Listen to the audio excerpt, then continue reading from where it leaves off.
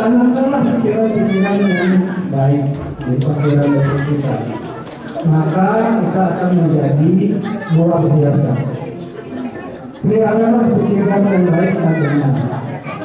Pikiran positif yang lurus yang baik dan bisa membedakan mana yang baik dan mana yang benar. Musuh paling kejam adalah pikiran, dan sahabat paling setia adalah pikiran. Pikiran yang baik itu adalah akarnya. Perkataan yang baik itu adalah bunganya. Perbuatan yang baik itu adalah buahnya.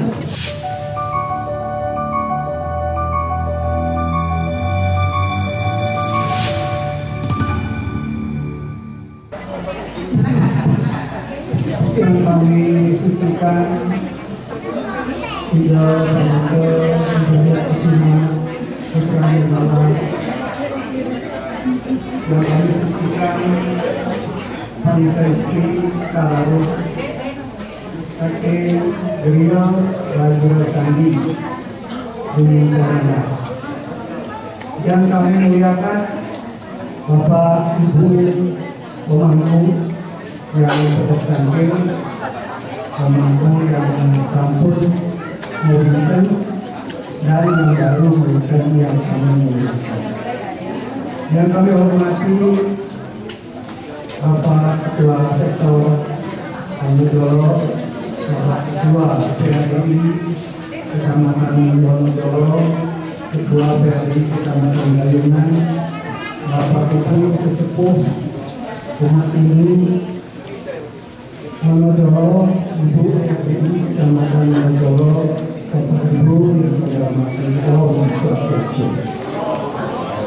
Pertama-tama mari kita panjatkan puja sembah pada Yang Mulia Tuhan Yang Maha Esa atas hasil pertawaran Rahnya pada malam hari ini. Kita dapat bersama-sama melaksanakan persembahyaan bersama atau berjalan ring pura bersama dengan salah satu kita bersama-sama kita berjalan nanti dalam satu kegiatan ini. Namun dengan demikian bapak-bapak, ibu-ibu, marilah kita ingin sebentar. Nah, pada kesempatan malam hari ini yang akan memberikan hibur pikiran. Ada yang mengatakan bahwa sesungguhnya medan pertempuran terbesar adalah dari pikiran kita, karena pikiran kita itu sangat kuat dan dapat mempengaruhi orang lain. Ada pepatah mengatakan, menabur pikiran akan menuai perkataan, menabur perkataan akan menuai perbuatan atau tindakan, menabur tindakan akan menuai kebiasaan, menabur kebiasaan akan menuai karakter, dan menabur karakter akan menuai disiplin. Jadi ternyata nasib kita ini adalah dari pikiran kita, dari perjalanan menabur pikiran, mulai perkataan, perbuatan, kebiasaan, karakter, segala itu dan mengenai nasib kita yang terbaik. Bapak Ibu saudara yang kami hormati, pikiran kita adalah diumpamakan seperti tanah. Tanah tidak pernah peduli terhadap jenis benih apa yang tidak ditanam. Umpama Bapak Ibu menabur benih jagung, tanah akan meresponnya, lalu menumbuhkan benih jagung itu.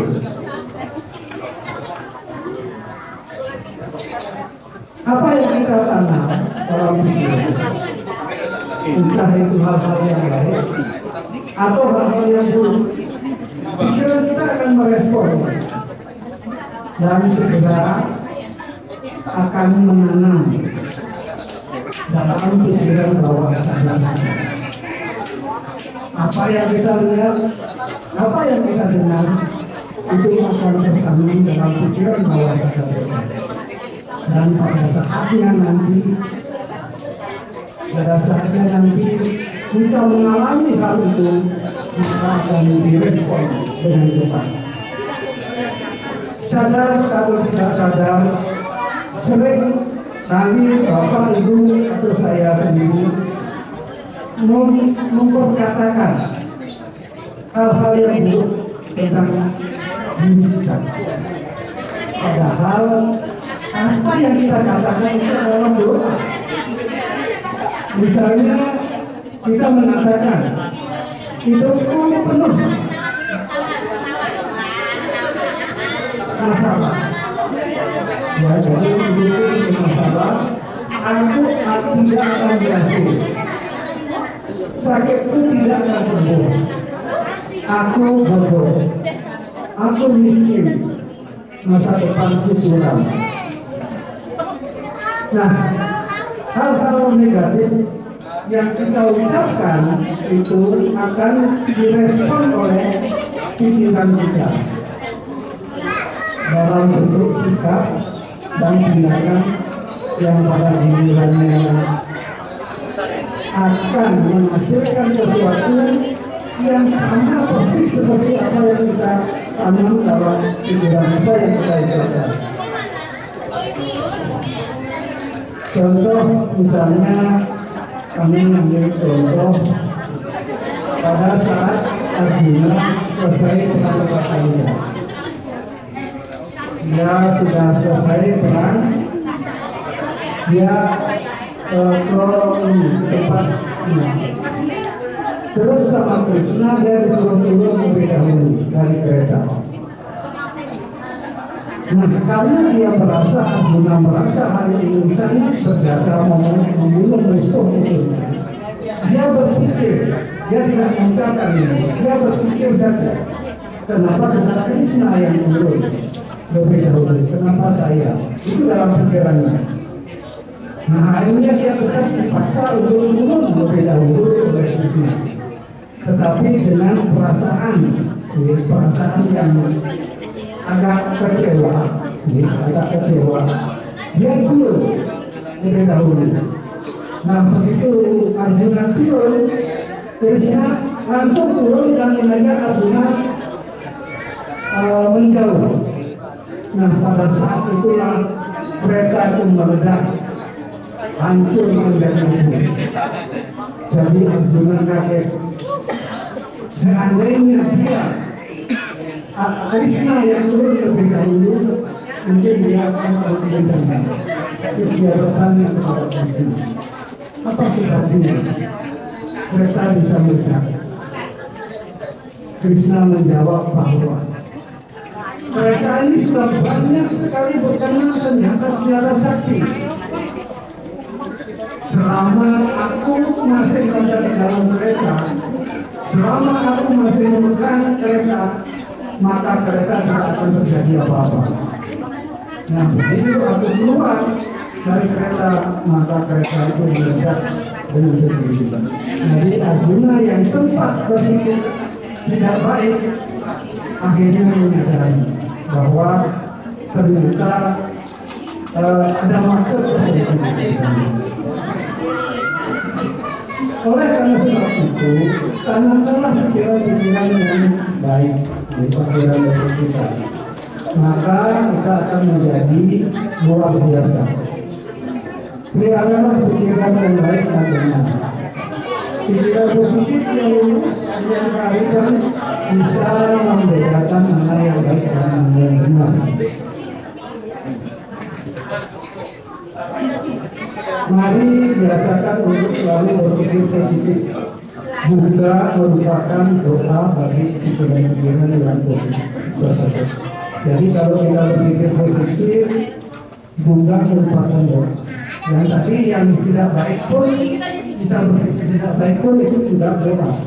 Maka kalau berpikir positif adalah saya sangat beruntung. Jadi kita tanamkan dalam pikiran kita, saya sangat beruntung.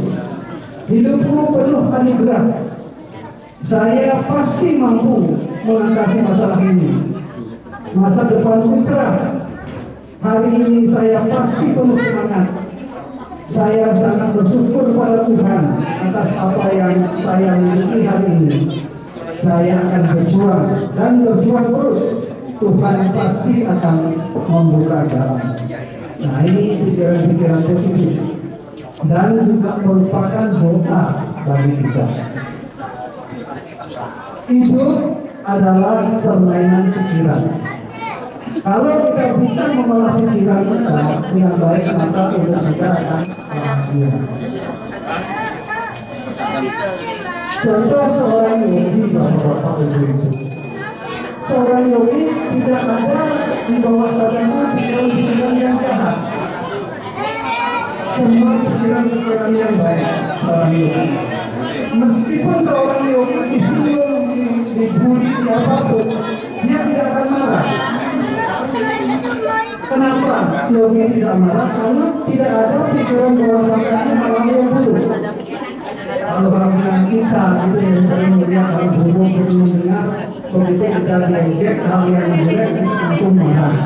Nah, seorang yogi tidak seperti itu. Dan sebenarnya bila kita tidak dapat mengolah pikiran, kita dengan mengolah pikiran kita dengan baik, maka akan bisa menurunkan bencana. Saya menyampaikan contoh orang yang menemukan bencana karena pikirannya kurang baik. Ada seorang pemburu, perlana, dan berhari-hari berjalan di terik matahari.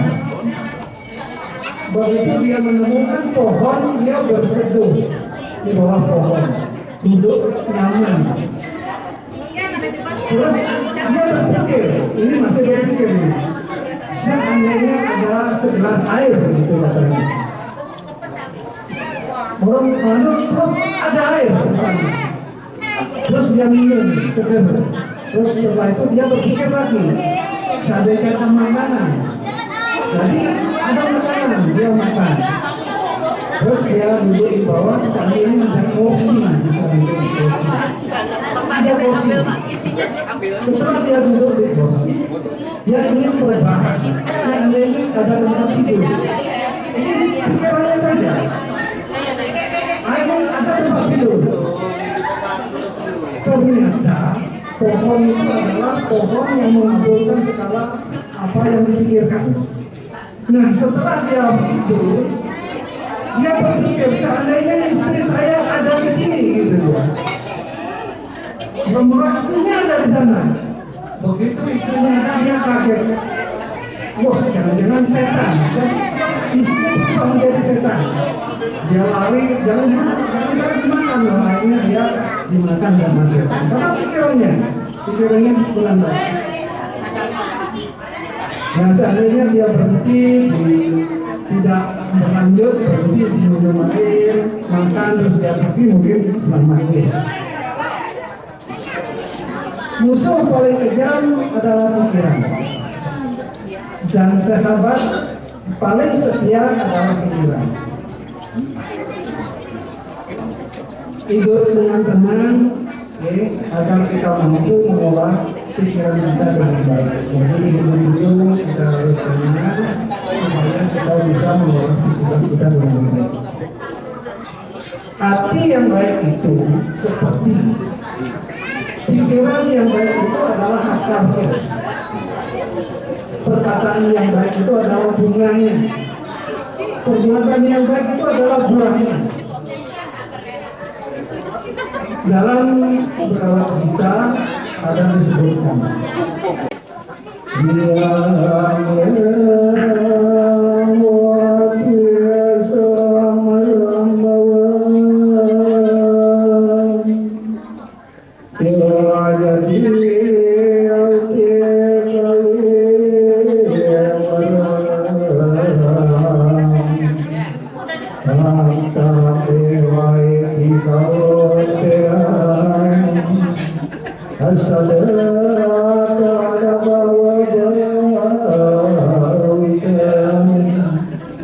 yang artinya pada saat kematian tiba, ketika seorang meninggalkan badan kasarnya, keadaan apapun yang dia ingat atau dia pikirkan atau dipikirkan olehnya, maka pasti keadaan itu yang akan dicapai.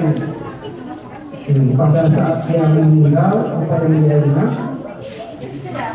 seandainya dia mengingat ini bapak-bapak ibu, mengingat anaknya, mengingat utangnya belum lunas, mengingat hutang yang belum lunas, atau hotelnya yang belum selesai.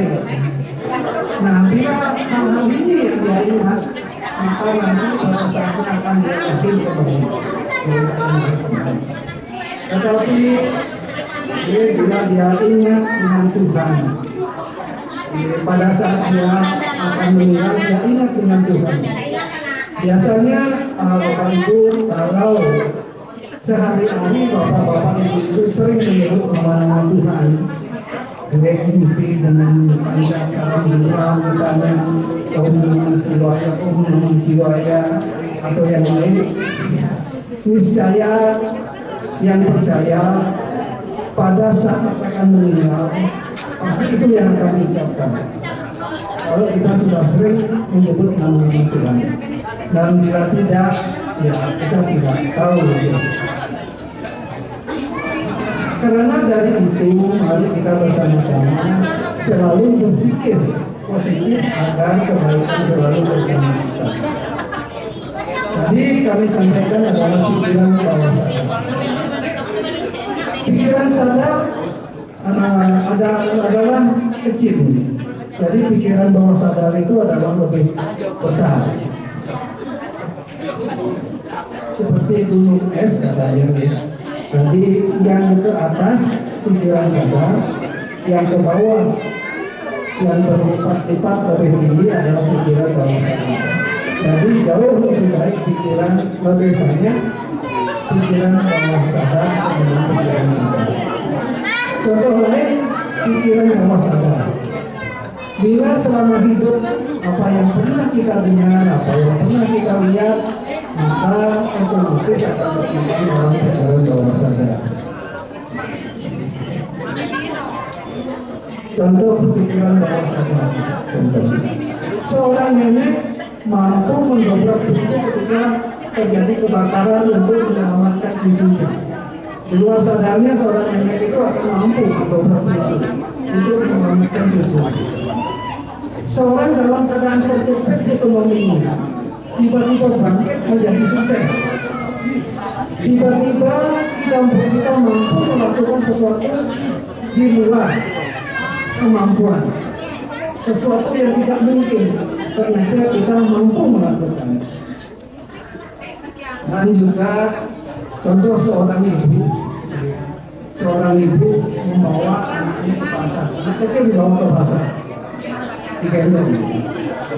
Terus anak ini melewati orang tua menjual buah apel, ini menjual tukang dagang apel, anak kecil dibiarkan aja. Terus lewat dengan jeruk diambil jeruk satu, kalau salah diambil. Akhirnya ibunya itu bangga. Nah, ternyata kamu pintar. Ya, bahwa buah banyak dia buah. Nah, lama-lama anak ini lama-lama menjadi pencuri. Jadi pencuri di pasar. Terus lama-lama menjadi perampok. Pada suatu saat dia merampok bank. Karena dia merampok bank, dia ditangkap, di penjara. Hakim memutuskan bahwa dia harus dihukum mati karena dia merampok bank, membunuh karyawan bank yang dia bunuh. Hakim memutuskan dia dihukum mati. Nah, Hakim bertanya, apa permintaanmu terakhir? Dia akan bertanya, saya ingin ketemu ibu saya. Pikirannya hakim itu, oh mungkin dia minta maaf kepada ibunya. Didatangkanlah ibunya. Mendatangkan ibunya. Terus dia mengata-ngata ibunya. Ibu, inilah akibatnya. Kenapa ibu dulu waktu kecil saya tidak dilarang untuk mengambil buah-buah di pasar? Kenapa ibu bangga bahwa saya mengambil buah itu? Nah sekarang beginilah akibatnya.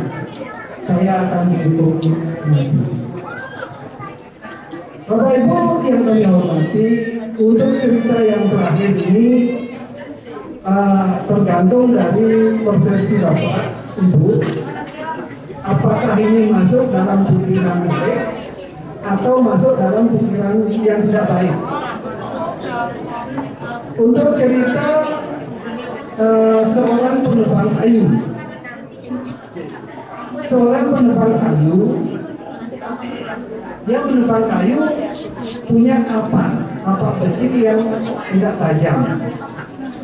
Setelah dia istirahat di tepi sungai, ternyata kapaknya jatuh ke sungai. Terus dia berdoa kepada Tuhan. Ya Tuhan, kapak ini adalah kapak satu-satunya yang saya punya, dan itu untuk mencari nafkah keluarga saya. Tolong kembalikan kapak saya supaya saya bisa bekerja, menebang pohon, menjual ke pasar untuk kehidupan keluarga saya. Jadi direspon sama Tuhan. Tuhan muncul dari air membawa kapak emas. Dia Tuhan bertanya, Pak Tuhan, apakah ini kapakmu? Oh bukan Tuhan, tapi kapak emas bilang bukan. Terus Tuhan menyelam lagi, terus membawa kapak perak. Apakah ini kapakmu? Oh bukan Tuhan. Terus dia menyelam lagi, diambillah kapaknya. Inilah kapakmu. Iya betul Tuhan, itu kapak saya. Nah karena kamu jujur, jadi kapak ketiga-tiganya ini akan aku berikan kepadamu. Kita cerita sama istrinya di rumah sini, Mas dapat kapak perak dan bapaknya sendiri. Pada suatu saat dia istrinya, dia cerita di sana di tadi bahwa di sinilah dia mendapat kapak emas itu, dan tidak tahu kenapa istrinya terpleset jatuh masuk ke dalam kali. Terus dia berdoa lagi kepada Tuhan. Ya Tuhan, sini istri saya satu-satunya, siapa yang membuatkan kopi saya lagi? Tolong kembalikan istri saya. Tuhan merespon. Dibawakanlah wanita cantik, ya, kayak bintang film gitu lah. Tidak mungkin bintang film yang cantik gitu. Apakah ini istrimu? Gimana? Iya. Iya Tuhan, katanya gitu.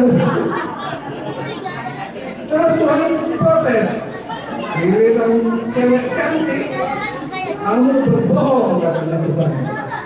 Sebentar Tuhan, katanya, saya tidak berbohong. Kalau ini tidak saya akui, Tuhan akan membawakan lagi cewek cantik satu lagi. Kalau juga saya tidak akui itu, akan Tuhan membawakan istri saya.